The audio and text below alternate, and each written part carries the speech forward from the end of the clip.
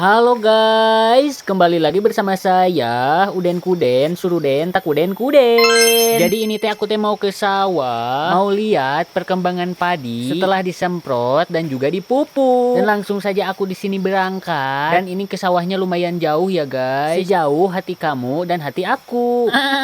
Dan lihat jalannya juga kanu garu. Nepi kakot aku teh kukurusukan. Nah setelah sampai di sawah, aku langsung mengecek padinya. Nah dan setelah melihat hal yang tak disangka-sangka ya guys, ternyata padinya dikacak monyet. Dan langsung di situ aku merasa sedih banget. Soalnya hasil kerja kerasku selama ini dan setelah tumbuh dirusak sama monyet. Monyet.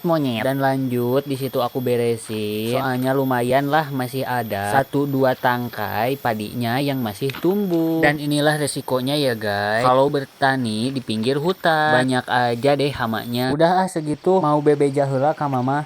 Bye bye.